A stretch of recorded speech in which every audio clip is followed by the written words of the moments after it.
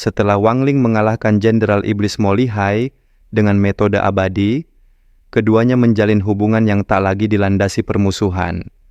Mo Lihai, yang biasanya angkuh dan tak pernah mengakui kehebatan siapapun, kini mengangkat Wang Ling sebagai komandan pertamanya, sebuah kehormatan yang bahkan para jenderal lain jarang dapatkan.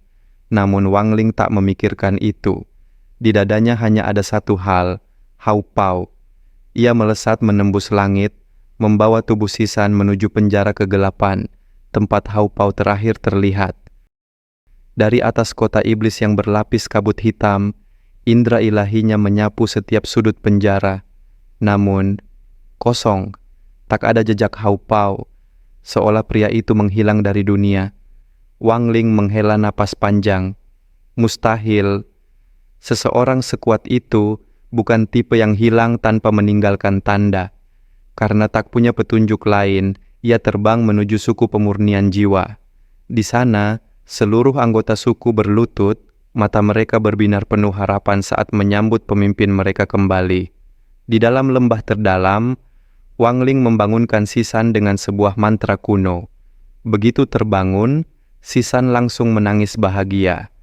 Wang Ling kemudian mengeluarkan sebuah pelakar giok yang memancarkan cahaya kuning keemasan, teknik pemurnian tubuh Titan, salah satu teknik terkuat yang pernah diciptakan. Sisan berlutut dengan keras, bersumpah, mulai hari ini, hidup dan mati Sisan adalah milik Tuan Wang Ling. Dengan satu lambaian, angin sepoi-sepoi membawa Sisan keluar dari lembah. Di sisi lain dunia, jauh dari jangkauan iblis manapun, hamparan tanah sejauh jutaan kilometer, tertutup mayat dan tanah merah gelap. Inilah medan pertempuran kuno.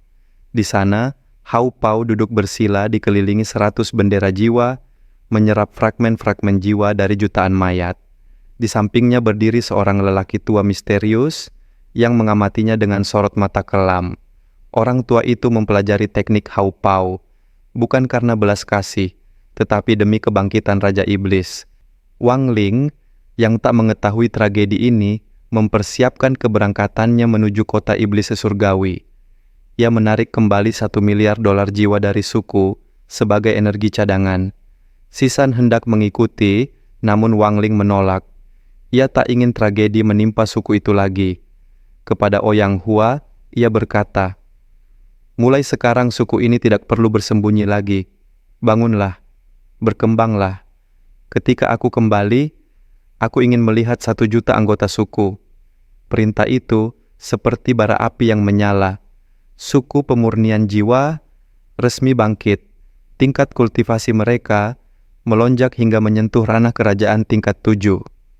Kelak, Wang Ling berencana merebut wilayah iblis api dan menjadikannya ibu kota baru suku tersebut. Dengan teleportasi khusus jenderal, Mo Lihai dan Wang Ling tiba di kota terbesar iblis. Pemandangan kota begitu megah, 9 gunung menyerupai naga raksasa mengitari danau naga, tempat berdirinya kuil iblis kuno. Kota itu terbagi menjadi 8 bagian. Langit, bumi, suan, kuning sebagai lingkaran dalam. Universe, Eternity, Hong, Destruction sebagai lingkaran luar.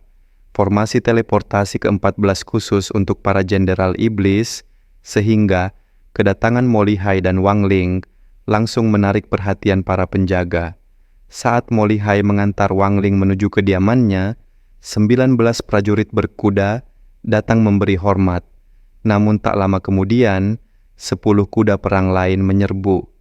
Pemimpinnya adalah seorang jenderal berarmor hijau, rambut ungu, dan bekas luka panjang, Si Sao. Tanpa peringatan, ia menarik pedang raksasanya dan menebas Mo Lihai. Mo Lihai hanya tersenyum sinis dan membalas dengan 10 niat tinju keruntuhan. Benturan dahsyat terjadi, namun kekuatan mereka stabil, sehingga gelombang energi tak menghancurkan bangunan sekitar. Pertarungan memanas, hingga Si Sao memaksa Mo Lihai mundur dengan jurus pamungkasnya. Saat tubuh Mo Lihai hampir jatuh, Wang Ling bergerak cepat, menyalurkan energi ke tubuh Mo Lihai dan menstabilkan posisinya. Prestis seorang jenderal tak boleh pecah hanya karena satu langkah yang goyah. Si Sao memperhatikan Wang Ling penuh curiga. "Siapa kau?" Wang Ling hanya menatap dingin dan tak menjawab. Setelah diperkenalkan Sun Tao, Wang Ling bahkan bisa melihat kerusakan internal pada tubuh Sun Tao, sesuatu yang membuatnya makin dihormati. 4 hari kemudian, di dalam kamar meditasi, Wang Ling membuat segel dengan tangannya. Seni pembantaian surgawi bangkit. 2 sersan yang menjaga ruangan langsung dipenuhi niat membunuh. Mata mereka memerah, tubuh gemetar, hampir menyerang Wang Ling. Namun ketika Wang Ling membuka mata, seluruh kekacauan lenyap. Sebagian kultivasi kedua sersan langsung terhapus tanpa jejak, membuat mereka ketakutan setengah mati. Wang Ling mengerutkan dahi. 5 helai energi abu-abu melayang di telapak tangannya. Misteri seni pembantaian ini semakin dalam dari dugaanku. Saat Mo Lihai masuk, Wang Ling melepaskan 5 untayan energi itu. Mereka berubah menjadi 5 naga abu-abu yang menghantam Mo Lihai tanpa ampun. Meski Mo Lihai aktifkan armor iblisnya, ia tetap terdorong mundur 3 langkah. Naga-naga itu bahkan membentuk ulang tubuh mereka setelah dihancurkan. Mo Lihai menelan ludah. "Jika kau punya 1000 helai, armor iblisku tak akan cukup." Akhirnya ia berkata, "Penjara Hong adalah tempat latihan terbaik, tetapi 1 bulan terlalu lama. Masuklah selama 7 hari saja." Wang Ling mengangguk. Dengan token akses khusus di tangan, Wang Ling berdiri di depan gerbang penjara terbesar di kota iblis surgawi. Di dalamnya ada puluhan ribu penjahat iblis, tempat ideal untuk memurnikan seni pembantaian surgawi. Saat ia melangkah masuk, aura kegelapan penjara menyambutnya seperti mulut naga purba. 7 hari, cukup untuk membuatku melampaui batas, dan kisah Wang Ling pun memasuki babak baru, lebih gelap, lebih dahsyat,